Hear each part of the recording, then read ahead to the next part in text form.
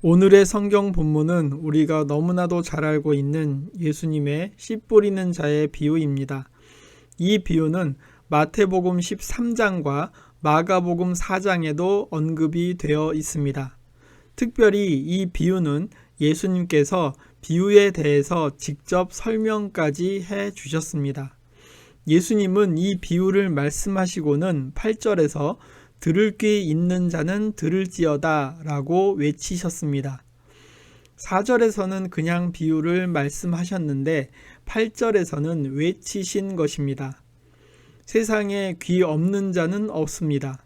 따라서 8절에 언급된 들을 귀 있는 자는 들을지어다 라고 외치신 이유는 당신이 하시는 말씀이 그만큼 중요하기 때문에 그 의미를 깊이 깨닫고 마음에 새기라는 강조의 말씀입니다. 본문 4절부터 8절까지가 비유의 내용입니다. 솔직히 이 비유의 내용이 그렇게 어렵지는 않습니다. 그리고 9절부터 15절까지는 그 비유에 대한 예수님의 설명입니다. 이 비유에 대한 설명 역시도 그다지 어렵지는 않습니다. 저로서는 제일 이해하기 어려운 구절이 바로 10절이라고 생각됩니다. 하나님 나라의 비밀을 아는 것이 너희에게는 허락되었으나 다른 사람에게는 비유로 하나니 이는 그들로 보아도 보지 못하고 들어도 깨닫지 못하게 하려 함이라. 이 구절에서 보아도 보지 못하고 들어도 깨닫지 못하는 것은 비유가 아니라 하나님 나라의 비밀입니다. 비유의 내용은 그다지 어렵지 않지만 그것을 통해서 하나님 나라의 비밀을 아는 것은 쉽지 않다는 말씀입니다. 그런데 주님께서는 오늘 본문 이후에 17절에서 이렇게 말씀하고 계십니다. 숨은 것이 장차 드러나지 아니할 것이 없고 감추인 것이 장차 알려지고 나타나지 않을 것이 없느니라. 17절을 읽은 김에 18절도 읽어보겠습니다. 그러므로 너희가 어떻게 들을까 스스로 삼가라. 누구든지 있는 자는 받겠고 없는 자는 그 있는 줄로 아는 것까지도 빼앗기리라 하시니라. 공동 번역의 표현으로는 명심하여 들어라 이고 표준 세번역의 표현으로는 조심하여 들어라 입니다. 마지막이 정말로 엄청난 말씀입니다. 없는 자는 그 있는 줄로 아는 것까지도 빼앗긴다는 말씀입니다. 내가 가지고 있지 않은데 어떻게 빼앗길 수 있을까요? 그것은 내가 가지고 있다고 착각하는 그것조차도 빼앗길 것이라는 말씀입니다. 내가 알고 있다고 생각하는 하나님 나라의 비밀, 내가 이해하고 있다고 생각하고 착각하는 그 하나님 나라의 비밀에 대해서도 빼앗길 것이라는 말씀입니다. 내가 받아들였다고 생각하는 하나님의 말씀, 그러나 실상 받아들이지 못하고 마귀가 빼앗아간 하나님의 말씀, 그것조차도 빼앗겨 버린다는 말씀입니다. 여러분, 말씀을 받아들이고 나의 것으로 간직하는 것이 얼마나 어려운 것인지를 알아야 합니다. 어쩌면 실상 우리는 말씀을 받아들이지도 못하고 말씀을 받아들였다고 착각하고 살고 있는지도 모릅니다. 예수님께서는 들을 귀 있는 자는 들을지어다 라고 말씀하고 계십니다. 그렇다면 어떻게 들을 것인가를 고민해야 합니다. 결론적으로 말씀드리면 씨 뿌리는 자의 비유 이야기에서 들을 귀 있는 자는 씨가 잘 자라서 열매를 맺을 수 있는 좋은 땅의 마음을 가지고 있는 사람입니다. 씨 뿌리는 자의 비유는 4절에 보면 각 동네 사람들이 예수께로 나와 큰 무리를 이루었고 바로 그들에게 예수님은 말씀하고 계시는 것입니다. 예수께로 나와 큰 무리를 이룬 것, 오늘날로 말하면 교회에 나와 예배를 드리는 것과 같다고 보시면 됩니다. 씨 뿌리는 자가 뿌린 씨는 5절의 길가, 6절의 바위 위, 7절에 가시떨기 속, 8절에 좋은 땅에 뿌려집니다. 그런데 길가와 바위 위 그리고 가시떨기 속은 결실이 불가능했고 마지막에 좋은 땅, 옥토는 100배의 결실을 맺었습니다. 이것은 무엇을 의미하고 있는 것일까요? 길가와 바위 위 그리고 가시떨기 속은 본래 있던 모습 그대로의 땅입니다. 그러나 좋은 땅, 옥토란 씨가 뿌리를 내리고 결실을 맺을 수 있도록 갈아엎어지고 흙이 뒤집어진 땅을 말합니다. 농사를 지어보신 분은 아실 것입니다. 그냥 땅이 저절로 옥토가 되지는 않습니다. 곡괭이, 삽, 호미, 쟁기 등을 가지고 그 땅을 깨고 부수고 갈아엎는 과정을 거쳐야 합니다. 그 과정을 거치면서 그 땅에서 불필요한 것들이 제거되어야 좋은 땅, 옥토가 됩니다. 좋은 땅이 스스로 저절로 만들어지는 경우는 거의 없습니다. 땅의 입장에서 보면 말할 수 없는 고난과 고통과 아픔을 겪어야 합니다. 곡괭이로 찍을 때마다, 호미로 파헤쳐질 때마다, 쟁기로 갈아엎을 때마다 그 땅은 찢기고 으스러지고 가루가 되는 고난과 고통을 감수해야 합니다. 바로 그러한 고난의 결과로 100배의 결실을 맺을 수 있는 좋은 땅이 되는 것입니다. 그러나 그러한 고난을 외면한 길가, 바위 위, 가시떨기는 여전히 있는 그대로의 모습입니다. 우리가 우리의 마음이 좋은 땅, 옥토가 되기 위해서는 어떻게 해야 합니까? 여러분의 그동안의 신앙생활, 삶의 모습을 돌아보십시오. 과연 여러분은 여러분의 마음이 말씀을 받아들이기 위한 옥토가 되기 위해서 어떠한 노력을 하셨습니까? 그리고 지금 얼마나 노력을 하고 계십니까? 말씀을 날로 먹으려고 하지 마십시오. 겉으로 보이는 신앙생활의 모습에 만족하지 마십시오. 우리의 마음 속이 온전히 하나님을 받아들이기 위해 노력해야 합니다. 우리가 일반적으로 생각하듯이 기독교인은 주일에 예배 참석하는 것으로 생각하면서 대충 교회에 나와 예배 한번 드렸다고 기독교인의 본분을 다했다 스스로 만족하지 마십시오. 요즘에는 교회에 나와 예배 드리는 것을 하나님 나라에 가기 위한 보험으로 생각하는 교인들이 너무 많습니다. 예배는 우리가 하나님 나라의 백성이 되었다는 감사와 기쁨의 잔치입니다. 11절에 예수님께서는 씨를 하나님의 말씀이라고 설명해 주고 계십니다. 하나님의 말씀이란 무엇입니까? 우리를 살리고 우리에게 생명을 주는 것이 하나님의 말씀입니다. 그런데 우리는 그 말씀에 대해서 너무나도 심각한 오해를 하고 있습니다. 히브리서 4장 12절에서는 이렇게 말하고 있습니다. 하나님의 말씀은 살아있고 활력이 있어 좌우에 날선 어떤 검보다도 예리하며 혼과 영과 및 관절과 골수를 찔러 쪼개기까지 하며 또 마음의 생각과 뜻을 판단하나니. 하나님의 말씀이 우리의 마음에 떨어질 때 그 말씀은 우리의 혼과 영과 및 관절과 골수를 찔러 쪼갭니다. 연약하고 제멋대로인 우리의 마음을 가만 놔두지 않습니다. 우리의 관절과 골수를 찔러 쪼개는 아픔이 생깁니다. 우리가 진정으로 하나님의 말씀을 받아들이겠다는 마음을 갖고 있다면 솔직하게 그 말씀으로 인하여 불편함을 갖게 마련입니다. 말씀으로 인하여 불편함이 없다면 그것은 말씀을 제대로 받아들이지 않은 것이거나 말씀을 제대로 이해하지 못하고 있는 것인지도 모릅니다. 믿음은 결코 쉬운 것이 아닙니다. 우리는 하나님의 말씀을 우리의 입맛에 맞게 골라서 듣는 안 좋은 버릇이 있습니다.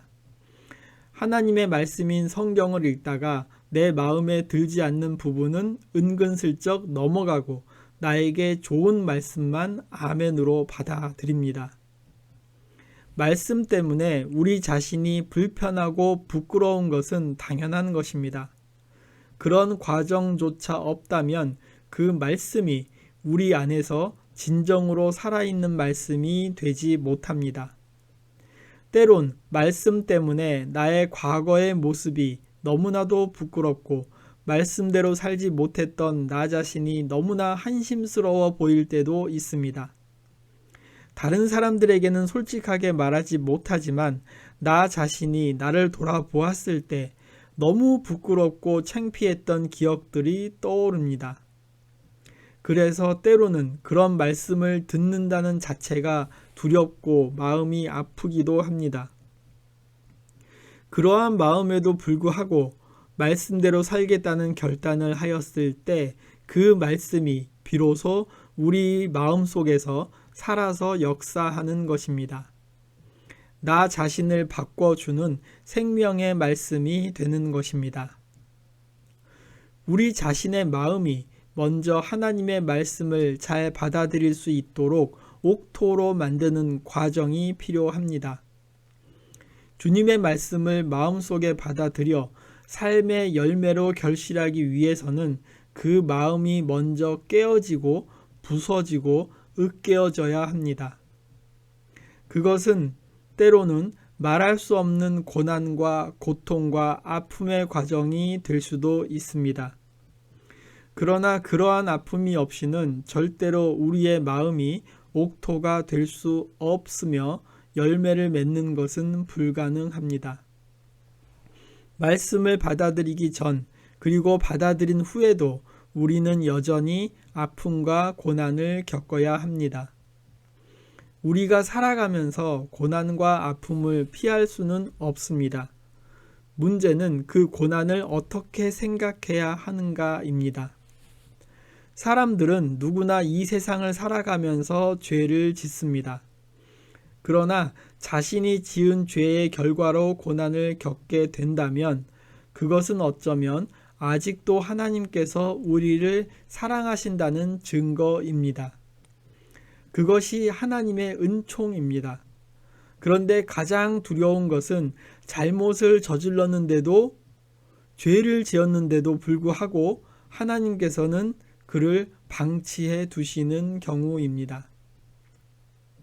그런데 때로는 솔직하게 내가 생각했던 것보다 더 참기 힘든 고난과 아픔을 주시는 경우도 있습니다.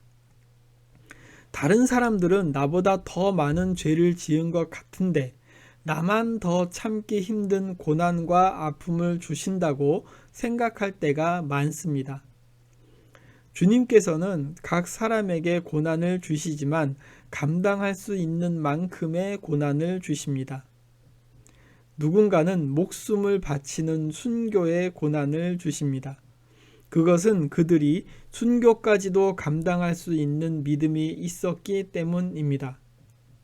우리에게 주시는 고난은 우리가 감당할 수 있는 고난이고 그것은 결코 우리가 미워서가 아니라 우리를 사랑하시고 우리를 당신의 마음으로 받아들이기 위한 것입니다. 문제는 이것을 믿는다는 것이 때로는 너무도 힘이 든다는 것입니다. 이것을 말하는 저 자신도 이것을 믿으라고 말씀드리기가 어려울 때가 많이 있습니다. 이것에 대한 믿음은 각자의 몫입니다. 시편 기자는 시편 119편 71절에서 이렇게 말하고 있습니다. 고난당한 것이 내게 유익이라 이로 말미암아 내가 주의 율례들을 배우게 되었나이다. 세상은 크게 변하지 않습니다. 내가 당하고 있는 고난과 아픔이 오늘 내가 이러한 고난은 하나님의 은혜다 라고 고백하더라도 사라지지 않고 계속해서 나를 괴롭힐 수 있습니다. 사도 바울 역시 자신을 괴롭히는 육체의 가시를 없애달라고 하나님께 간절하게 구했습니다.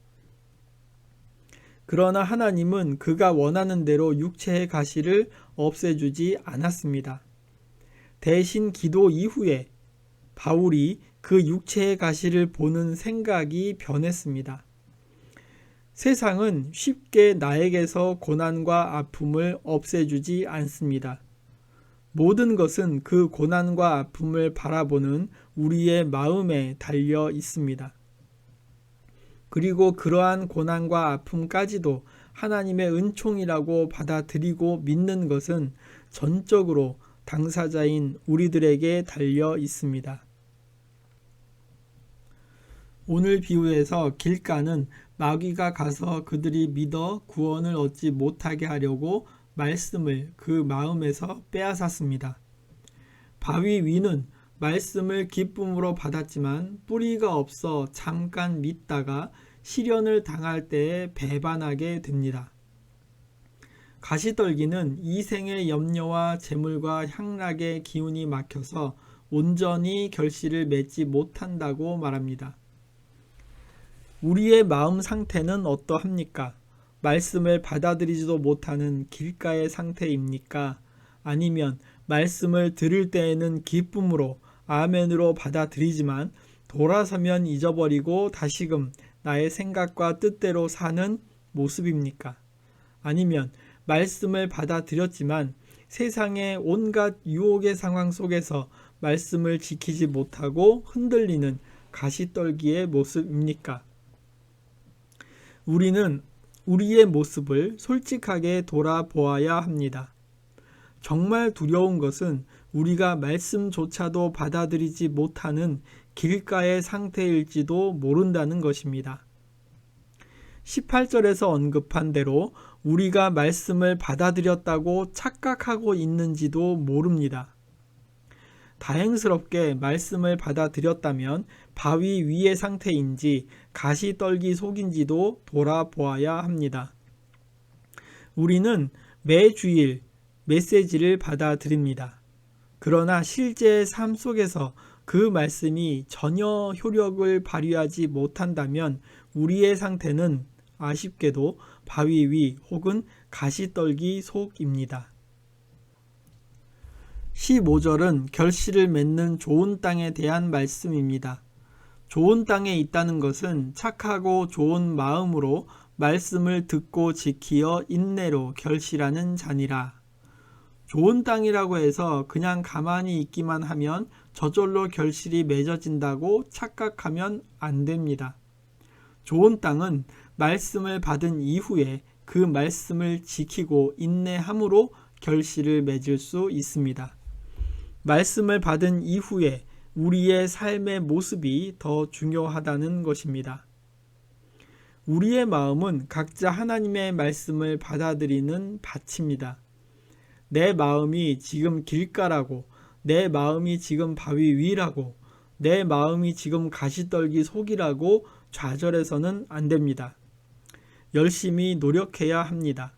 열심히 노력해서 길가와 같은, 바위 위와 같은, 가시떨기 속 같은 황량의 마음밭을 뒤집어서 옥토로 만들어야 합니다. 마지막으로 흙은 고난을 이겨내며 옥토가 된다는 사실을 아셔야 합니다. 그러한 옥토가 말씀을 지키고 인내해야 열매를 맺을 수 있습니다. 그런데 자세히 보십시오.